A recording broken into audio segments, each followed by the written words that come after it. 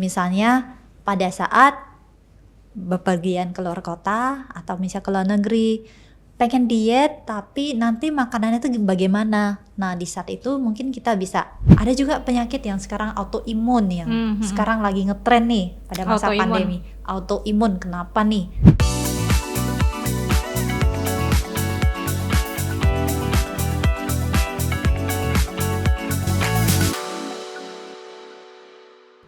Selain bahas nutrisi, salah satu yang menarik adalah produk-produk pelangsing.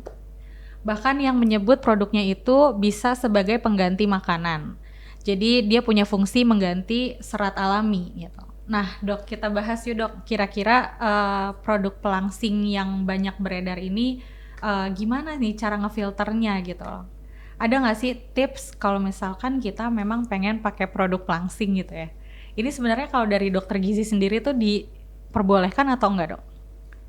Baik, sebenarnya bukan sekarang sih, dari dulu kan ada ya produk tertentu yang dia bilang untuk menggantikan sekali makan gitu. Jadi dia isinya lengkap. Jadi dari segi karbohidrat dia ada, lemaknya ada, proteinnya juga ada. Nah dengan kalori yang sekian dia sudah rancang dari produsennya itu, dia bisa menggantikan satu kali makan atau bahkan keseharian itu dia langsung semuanya digantikan gitu.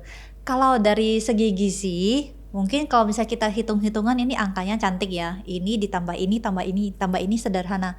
Tapi kita harus melihat juga dari mekanisme tubuh kita itu. Secara fisiologis kita itu sebenarnya sih, begitu kita mencium aroma makanan, langsung terpicu nanti enzim-enzim. Misalnya dari sini ada enzim untuk misalnya mencerna karbohidrat di kelenjar ludah. Kemudian enzim misalnya di pankreas nanti.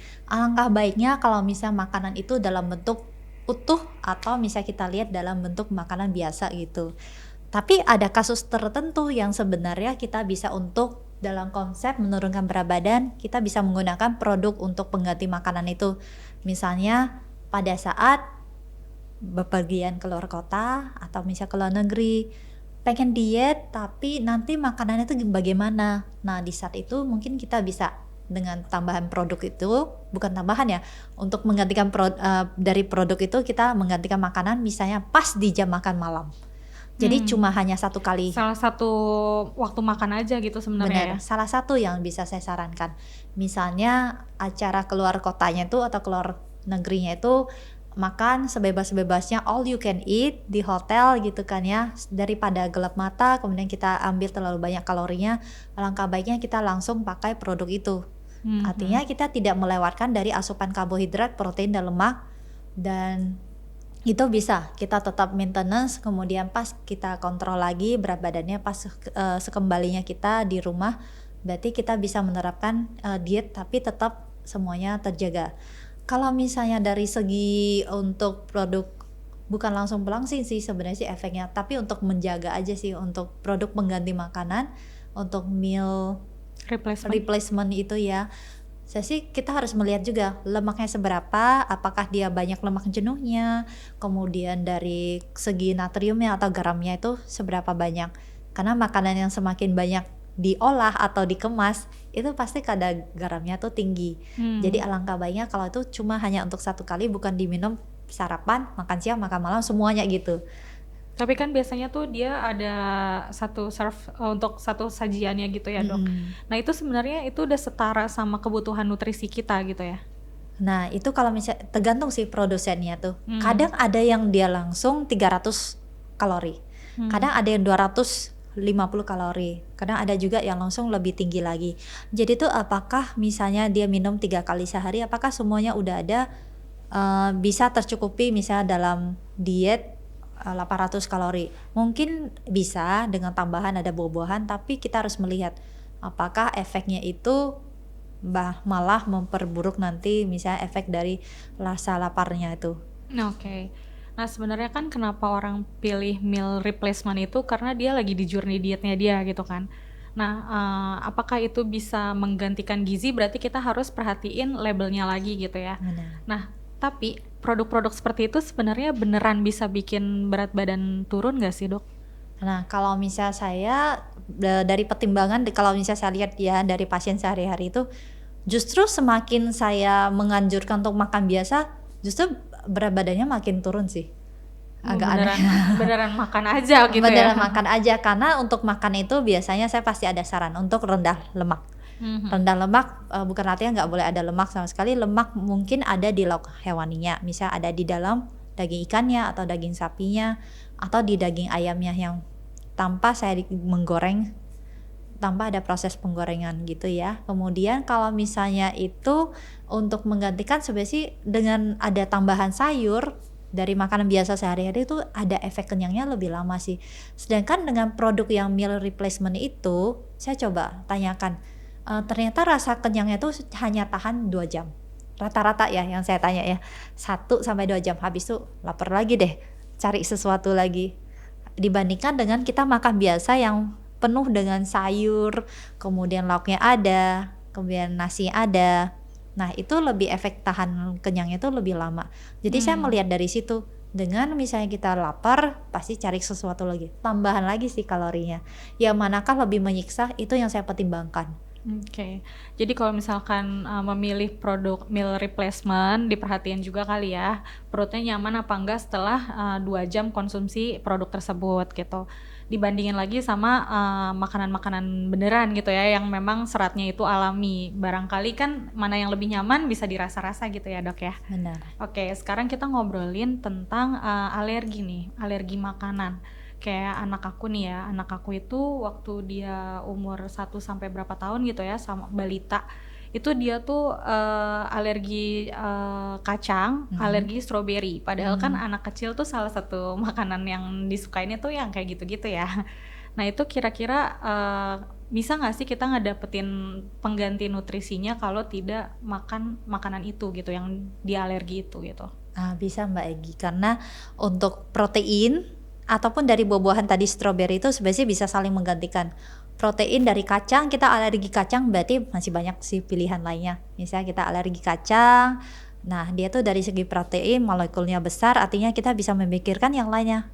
Tidak harus protein nabati melulu, kita bisa cari protein hewani untuk menggantikan. Ataupun alergi kacang, kacang tertentu misalnya peanuts atau kacang tanah, mungkin kita bisa lihat apakah dari kacang kedelai juga sama responsnya. Terus kalau misalkan dia apa maksudnya pilihan-pilihan ini kan, kalau anak kecil yang alergi itu kan dia lagi masa tumbuh kembang ya, untuk tidak memengaruhinya itu gitu loh. Iya, kalau kacang yang misalnya kacang tanah atau misalnya protein nabati itu sebenarnya sih nggak terlalu kita khawatir sih, karena banyak sekali lauk hewani ataupun Pengganti dari ya. menggantikannya. Jadi protein nabati misalnya tidak bisa, nggak apa-apa, protein dari hewani juga bisa saling menggantikan. Yang nggak pusing sih sebenarnya sih kalau protein hewaninya dia agak alergi gitu kan ya. Baru kita coba cari cara, mungkin kita bisa cari dari proteinnya yang harus kita hidrolisis sesuatu asam aminonya supaya tubuhnya tuh bisa langsung mencerna tanpa ada reaksi menimbulkan alergi. Nah, kalau misalnya tadi buah-buahan ternyata terbukti ya ada alergi stroberi, berarti kita bisa cari cara lainnya. Apakah alergi dengan misal pepaya, sebenarnya bisa sih, makanan tropis seperti di Indonesia bisa sih kita lebih diutamakan karena kan bentuknya segar. Kalau misalnya makanan yang mudah kita dapatkan, pisang, pepaya, ataupun misalnya yang lainnya kayak melon, salak, ataupun semangka, ini lebih mudah didapatkan dan ada di alam Indonesia. Jadi itu kita bisa mengutamakan makanan dalam bentuk yang segar. Jadi stroberi hanya mungkin satu option aja, satu pilihan. Kalau misalnya nggak bisa terbiasa, kita banyak sih sebenarnya makanan impor seperti blueberry gitu, banyak sekali. Jadi mungkin kekhawatirannya nih kadang-kadang mama ketika anaknya punya alergi itu ada ketakutan, ini memengaruhi tumbuh kembangnya nggak sih sebenarnya? Tapi ternyata dokter tadi udah ngejelasin kalau misalkan kita harus tahu nih alerginya itu di makanan apa, dan sebenarnya dari makanan tersebut itu kandungannya apa mah. Nah kalau misalkan kayak strawberry mungkin vitamin C ya dia kayaknya ya. Berarti kan bisa dapat asupan vitamin C dari buah-buahan yang lain gitu ya, yang sesuai sama kesukaan si kecil, tapi kandungannya mirip-mirip gitu ya dok? Kandungannya hampir serupa. Jadi banyak sekali bahan makanan sumber itu yang bisa tidak melulu strawberry terus, tapi sebenarnya bisa dari bahan makanan lainnya. Dan untuk masalah tumbuh kembang sebenarnya sih lebih disarankan sekarang ya, untuk Kemenkes kan sedang mencanangkan supaya kita lebih banyak makanan hewani.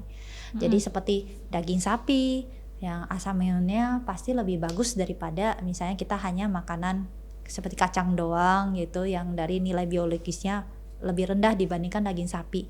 Jadi kita bisa utamakan daging sapi atau misalnya daging ayam, yang level kedua daging ayam ataupun daging ikan.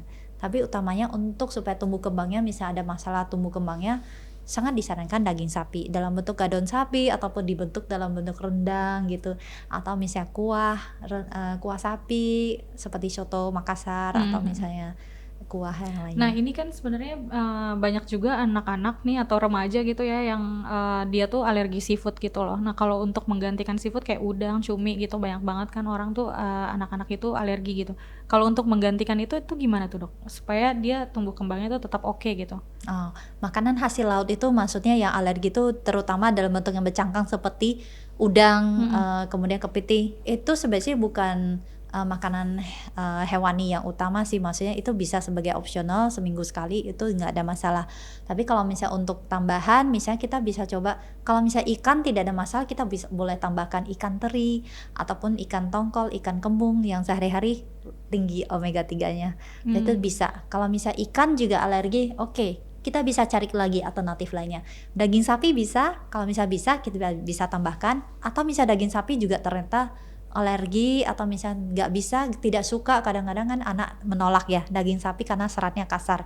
Kita coba pilihan daging sapi yang seratnya lebih, misalnya udah dicincang halus, ataupun kita cari dari ayam atau ikan. Jadi banyak sekali alternatifnya, tidak hanya semuanya harus dari makanan laut. Tapi kalau misalnya itu tidak bisa dari alergi, pelan-pelan sih sebenarnya sih kita ada namanya modifikasi diet dalam, karena kan alergi pada anak itu tidak melulu juga sih dari dia kecil sampai besar. Bisa aja sih pada saat kita setelah melewati 2 minggu kita ada challenge ya. Kita coba kira-kira setengah sendok makan itu apakah ada reaksinya lagi. Biasa challenge sih. Challenge kita catatkan, misalnya hari Rabu ini saya menambahkan setengah sendok makan daging udang. Kita perhatikan dari pagi sampai sore sampai malam tiba-tiba ada reaksinya nggak? Artinya kalau misalnya dia ada timbul ada sesak napas atau misalnya merah-merah, artinya kita oke, kita tunda dulu. Tapi kalau misalnya nggak ada, oke, di minggu berikutnya kita bisa tambahkan lagi dosisnya. Jadi sampai ini challenge diet ini kita bisa pelan-pelan dia mudah beradaptasi, karena kan biasanya adaptasi pada saat reaksi alergi itu bisa aja sih bukan pada reaksi pertama diperkenakan. Biasanya pas di kedua. Jadi itu hipersensitivitas yang lebih lambat, tipenya lambat gitu. Pas pertama kali nggak ada masalah, alergi nggak ada merah-merah, ruam. Pas yang kedua kali kita perkenalkan biasanya ada reaksi seperti itu, berarti kita catat. Berarti ini mungkin ada masalah seperti itu, atau misalnya kita dari hasil lab itu ditemukan ada reaksi alergen terhadap tertentu, baru kita nanti kita pertimbangkan, biasanya sih di bawah pengawasan dokter ya. Dalam 2 minggu pertama kita challenge daging ini kita perkenalkan, kalau misalnya masih ada reaksi kita coba lagi challenge yang di minggu Tapi berikutnya. emang bener sih, Dok, waktu anak aku alergi itu memang kita tuh nggak makan tuh nggak spontan ya. Jadi emang biasanya udah dibikin plannya dulu, kayak paling nggak 3 hari atau sampai 1 minggu ke depan itu kita mau makan apa, bahannya apa, itu semuanya ke record. Jadi kalau dia kira-kira kenapa-napa, ada efek yang tadi dokter jelasin, itu memang kita bisa buka lagi kecontekan menu kita ini, meal plan kita. Dari situ jadinya ketahuan, oh itu kemarin bahannya apa, diolahnya kayak gimana, terus sampai ngolahnya pakai apa aja tuh kita kan punya contekannya. Nah dari situ jadi kebantu gitu, Dok. Ternyata memang cara ini udah cukup aman gitu ya, setidaknya kita udah ngasih yang terbaik lah ya buat si kecil. Benar. Gitu. Oke. Sebenarnya kan kalau misalkan kita itu alergi bisa terjadi anak-anak, terus bisa juga terjadi di orang dewasa gitu ya. Nah gimana sih caranya untuk orang dewasa yang punya alergi itu dia tetap bisa mengatur asupan nutrisinya gitu, Dok? Nah ini juga penting sih, karena memang ada beberapa penyakit dia tuh memang ada sensitif terhadap makanan-makanan tertentu. Jadi istilahnya ada penyakit yang misalnya alergi masih tetap ada intoleransi sama laktosa. jadi nggak bisa minum susu. Sampai dewasa ya? Ada juga ya Ada orang juga dewasa? Oh. begitu minum susu langsung aduh mules banget gitu. Oh iya, kayak ada deh aku kenal orang kayak gitu. Iya. Iya benar-benar. Tapi mungkin dia kalau misalnya sifat alergi mungkin enggak, tapi lebih ke tidak bisa enzim-enzim laktosanya tuh mencerna dari laktosa di susu sapi itu. Kemudian ada juga yang penyakit tertentu misalnya Crohn disease ataupun penyakit yang misalnya penyakit di usus halus itu kebetulan ada sesuatu sih masalah sehingga makanan itu harus kita ubah sedemikian rupa supaya tidak menimbulkan proses peradangan lagi dan akhirnya imun daya tubuh itu menghancurkan tubuhnya sendiri. Okay. Nah, ada juga penyakit yang sekarang autoimun yang sekarang lagi ngetren nih pada masa pandemi. Autoimun kenapa nih? Karena daya tahan tubuh sendiri malah menyerang kita sendiri. Padahal harusnya menyerang virus kan ya, atau misalnya menyerang bakteri ataupun penyakit patogen lainnya. Tapi kok malah menyerang tubuh sendiri, jadi serba salah. Salahnya apa gitu ya? Jadi kita coba untuk makanan tertentu misalnya ya, untuk makanan yang ada penyakit autoimun kita usahakan supaya kembali lagi ke alam. Nah, kembali ke alam artinya makanan itu sebisa mungkin kita tidak ada makanan kemasan dulu, karena itu sering kan ya banyak masalah yang sering kita duga dari penelitian, apakah ada faktor dari pengawetnya kah ataukah ada faktor pewarna makanan atau yang lainnya. Walaupun kita bisa bilang food addictive ini penambah makanan itu sudah terdaftar ya di BPOM, harusnya aman, tapi ada faktor tertentu yang bisa menyebabkan masalah juga untuk penyakit autoimun ini. Nah, autoimun berarti kita kembali ke alam, makanan itu sebisa mungkin alami, dan kalau bisa untuk makanan itu kita jaga. Kalau misalnya makan sebisa mungkin sih diolah sendiri, jadi bukan yang diolah kayak misalnya kita panggil dari restoran atau misalnya apa dikirim ke rumah. Jadi sebisa mungkin kita masak, semuanya kembali ke alam. Nah, autoimun juga kita harus menghindari makanan-makanan tertentu yang kadang-kadang bisa menimbulkan peradangan. Misalnya yang bentuknya gorengan, kadang-kadang juga yang proses dari bakar gitu, misalnya sate gitu, yang sampai gosong, kita usahakan sebisa mungkin tidak sampai ke arah ke situ, takutnya makin meradang juga. Terus juga gula pasir harus kita minimalkan sebisa mungkin. Dan kalau misalnya kita lihat dari untuk ada masalah penyakit autoimun itu juga harus dikurangi sih makanan yang selain kemasan dari olahan pabrik, juga kembali ke alam artinya lebih banyak proses dari makanan misalnya sayur gitu, atau misalnya serat dari buah-buahan. Jadi semua kembali lagi ke alam. Kemudian kita tidak lupa sih pada misalnya yang ada masalah autoimun itu sangat bagus kalau misalnya kita menambahkan probiotik ataupun prebiotik. Nah, itu apa sih? Kayaknya sesuatu yang baru ya. Probiotik tuh kalau misalnya di Indonesia ada loh. Kayak misalnya, nah yang asam-asam nih, misalnya di yogurt. Yang ada bakterinya itu, bakteri yang masih hidup, dia tuh bisa membantu dengan kadar misalnya dari bakterinya setelah dikultur nanti udah berapa banyak tuh, berjuta-juta gitu. Nah, itu bisa kita coba konsumsi dan dari penelitian itu bagus. Walaupun mungkin nggak sampai bisa langsung menyembuhkan autoimun, tapi setidaknya untuk masalah pencernaan pada penyakit autoimun tuh jadi bisa ada perbaikan. Kemudian prebiotik itu sesuatu makanan buat si bakteri ini yang ada di usus besar. Nah, di Indonesia ada nih. Boleh tebak? Jangan sebut brand tapi ya. Iya, yang sering dimakan. Ayo, apa nih? Komen. Kalau enggak langsung tempe. Nah, tempe itu tempe masyarakat Indonesia itu harga terjangkau lagi. Harga terjangkau. Itu adalah proses fermentasi dari bakteri tertentu sampai dia ada ragi-raginya. Ada ininya ragi ya, seperti kita sedang fermentasi misalnya di Korea ada kimchi, kemudian di mana ya, di Swedia atau di mana gitu, di Eropa Utara sauerkraut, cuma kol kemudian difermentasi sampai asem banget. Nah, tempe mungkin ada rasa asamnya sedikit, tapi itu rasa yang enak gitu karena dia dari kacang kedelai. Nah, itu bisa untuk tambahan karena kita sudah pernah coba penelitian dengan formula tempe.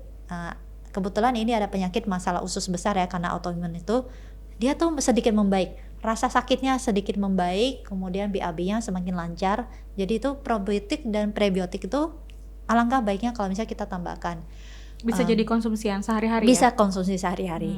Okay. Nah, kemudian alergi kalau misalnya ada alergi susu sapi, kalau misalnya sampai dewasa ya apa boleh buat, kita coba mengganti ya. Jangan-jangan makan es krim gak ada masalah, Karena susu sapi kan dia itu banyak ya produk turunannya, bisa jadi mentega, margarin, margarin itu dari nabati, mentega, keju, es krim ataupun yogurt. Jangan-jangan produk turunan itu makan es krim nggak ada masalah, atau makan biskuit yang ada susunya nggak ada masalah. Mungkin kita bisa alternatifnya ke situ. Nah, alergi apa lagi? Stroberi, buah-buahan, kita bisa coba ya. Yang lainnya ada juga alergi yang nanas, ada juga alergi sama nasi. Oh iya. Alergi nasi mungkin pernah dengar kali ya. Alergi nasi Alergi banyak nasi. sekali. Kita ganti dengan jagung ataupun misalnya kentang masih bisa, ataupun sagu gitu. Kalau misalnya di Indonesia Timur bisa ganti sagu. Oke, tadi kan kita ngebahas tentang autoimun ya. Orang autoimun itu dia boleh berdiet nggak sih, Dok? Nah, kalau untuk yang bermasalah dengan autoimun, kalau misalnya diet sebenarnya kalau saya pribadi ya menilai itu tidak perlu, karena penyakit autoimun itu sangat menguras sekali untuk tenaganya, energinya ya. Jadi tanpa kita sadari, orang yang bermasalah ada autoimun itu pasti akan kurus dalam bertahap ya. Kadang ada juga progresnya itu cepat sekali.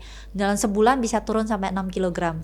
Tapi sebisa mungkin kita jaga kecukupan gizinya. Jangan sampai kita kehilangan proteinnya terutama ya, kemudian karbohidrat dan lemaknya itu.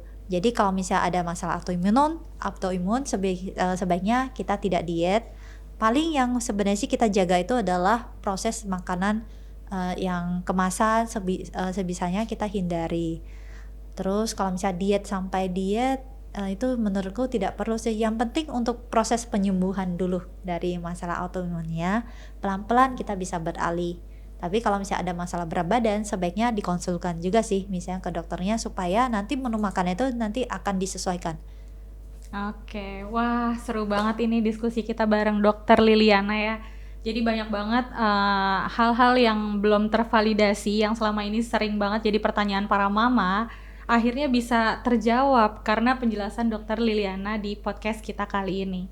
Oke, mungkin ini menjadi pertanyaan penutup nih, Dok. Ada nggak kira-kira yang jadi tips dari dokter ya untuk orang-orang yang kira-kira sedang menjalani diet gitu ya, tapi pastinya tetap harus memerhatikan nutrisi yang jadi pilihan sehari-hari gitu, Dok. Baik, karena kita balik lagi ke kebiasaan masyarakat kita itu senangnya makan sesuatu yang gurih, kemudian crunchy, yang ada kriuk-kriuknya. Mungkin yang pertama saya coba untuk kurangi, atau langsung nggak usah sama sekali ya kerupuk atau keripik gitu. Sesuatu yang enak tapi sumbernya tuh ya sebenarnya dari tepung-tepungan. Kita coba kurangi itu sebenarnya kalau misalnya untuk menurunkan berat badan tuh efektif sekali. Makan seperti biasa, misalnya kita makan ada lauknya, tapi kita kurangi bagian gulanya ataupun misalnya minyak-minyaknya itu, kemudian kita nggak ada kerupuknya sama sekali, itu pasti sebenarnya bakal turun sih. Mungkin nggak secepat yang kalau misalnya udah terprogram ya. Mungkin pelan-pelan sih untuk turunnya secara bertahap. Dan kita jangan langsung senang dulu kalau misalnya 1 bulan itu langsung turun 10 kg. Pengennya sih kalau misalnya ideal itu turunnya antara 4-5 kg dalam sebulan. Jadi kita bertahap dan sebisa mungkin harus dibarengi juga sih dengan olahraga. Oke, jadi enjoy the journey ya, Dok ya. Untuk yang lagi berusaha diet, menurunkan berat badan, tetap aja fokus sama perjalanannya, dinikmatin setiap prosesnya, karena nanti di ujungnya pasti ada hasilnya. Kalau nggak ada hasilnya berarti mungkin caranya yang salah. Benar nggak, Dok? Benar. Aduh, Dokter, terima kasih waktunya hari ini, Sama-sama, Dokter Liliana. Oke, sekian Pop Mama Talk episode kali ini. Untuk Mama dan Papa, jangan lupa like, komen, dan subscribe YouTube channel popmama.com. Jangan lupa juga dengarkan Spotify popmama.com.